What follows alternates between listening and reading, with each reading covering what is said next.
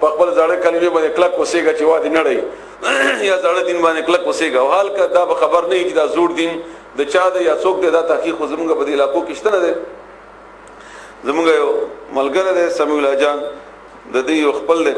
هغه د بر علاقې دي بس بهرحال هغه وایي چې عقل چې وایي چې لا اله الا الله نو وایي چې لا اله الا الله محمد رسول الله هغه مسعود دي کنه محمد رسول الله څنګه چې هغه بچا وکړي نو یو ما ډېر په احتیاط سره او اهتمام سره دا پوي کو چې ګوري کلمه چې کومه ده دا رسول الله ده نو دی وجنه ته رسول الله وایي نو دا ډېر په عجیب انداز کې ما ته وایي چې حیران ته ګوري چې موږ د استاد ویلې چې اخري وخت کې به داسې خلک پیدا شي چې کلمې کې به خبرې کوي نو دا ګوره ولا کر باندې ځړه کلمه بدله کی دا اخره زمانہ ده چې کلمې کې خبرې شروع شي ناغه غری د زده پته نه و چې ځړه کلمه هغه دا او کدا غدا نه دی وای چې بخپل ځای د کومګه داسې تکړه نه وای نو د سړی موږ ګوره اړولو وصوف اور زر ده يعلمون چې دی په پوه شي حینا چې کوم وخت يرونا دوی وګوري العذاب عذاب او وخت کې بدی ته پته ولګي چې صحیح خبره ده چاوا من اضل چې څوک د ډیر زیات بلار سبیلا بلار سرا ان په مناسبت دلاره رایت آیت لیدل ده من اغه څوک اتخذا چې جوړ کړي ده الہه معبود هغه هوا او خپل خواهش د الہ معنا ابو منز قوم کمزې کی چراشی الہ معبود ته ویل کیږي کارساز مددگار معبود معنا هغه کس هغه شی چې ته د هغه عبادت کوي او عبادت کې درې معنی دي یو دا چې ته پیروي کوي دویم دا چې ورته عاجزي کوي دریم دا چې کومه طریقه ته خودلی شي په هغه طریقې باندې دا خبره مانی څنګه چې موږ د الله خبره مونږ ازمګه معبود ده موږ عابدان اوس دا شی که هر هغه شی ده خو چې ته د هغه خبره اومنله ته هغه ته الہ ویلي ان هغه ته الہ وګڼل خپل ځان لپاره نو دلته الله تعالی وایي چې ارایت من اتخذ الہه هواه تا هغه سره لیدل چې خواهش نه الہ جوړ کړی دی یعنی خواهش خبره مانی ده خواهش ورته وای مونږ مکوا خواهش ورته وای روزه منسا خواهش ورته وای حج مکوا خواهش ورته وای jihad مکوا خواهش ورته وای چې دا وخت خوب ده آرام کوا او څه ته مانځه ته پاتې او څه ته قران تکینی دا څه شدید ده یعنی د قران او د jihad او د مانځه او د حلال او د دې مقابله کې کم هغه شی ده چې دی منی یو طرف ته الله وای حي علی الصلاه مانځه تراشه بل طرف ته د خوب وای چې نه ودشه نو د چا باندې ومنله خو چې چا ومنله غته الہ ویلی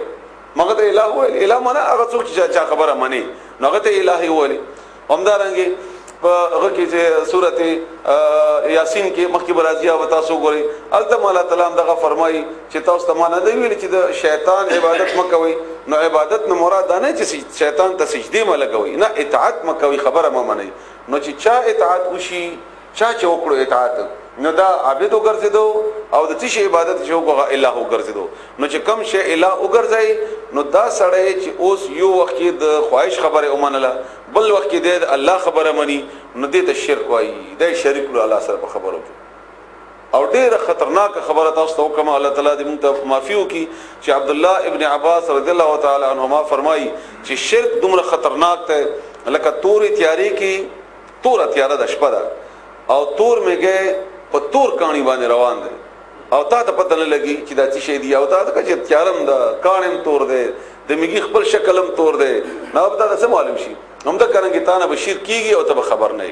نو ډیر زیات احتیاط کوی په دې کې ډیر زیات احتیاط کوی چې موږ د الله په مقابله کې چا سره په اولوہیت کې څوک شریک نه کو په ربوبیت کې څوک شریک نه کو په خالقیت کې شریک نه کو او په مالکیت کې شریک نه کو الله دې موږ تاسو د دې شرک د هر قسم شرک نه بچ کړي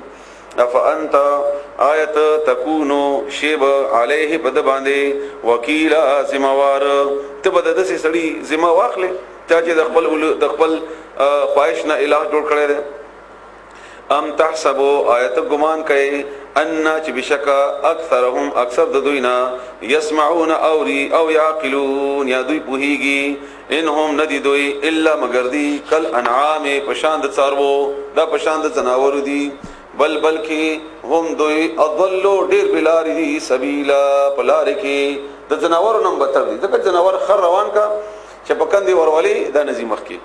همدا غرنګي به ووري ورولي اغه نزي مخ کی او دا پکندو په ور روان دي او هغه باوجود هغه نه ساريږي نو خر نه خشو کدا خر خشو کدا خشو الم ترى آیاتان دي کتی دلی الی ربک اخبر رب طرف تا کیف چې څنګه مد خور کړه دې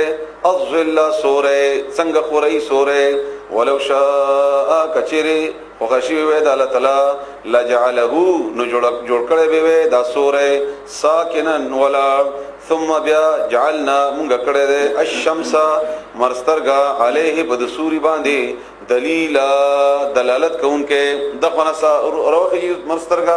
نو دا سوره دې طرف ته ویو کوي بیا کله راشي بالکل ودرېږي سوره نه بیا دې طرف ته راشي بیا بالکل نه دا سوره دا په دې باندې دلیل دی چې دا شی جسم لري باقاعده او که الله تعالی وختله چې نه کوله نو نه بکېدو دا سوره په اخوا او دې خو بدین اخطو نه بیا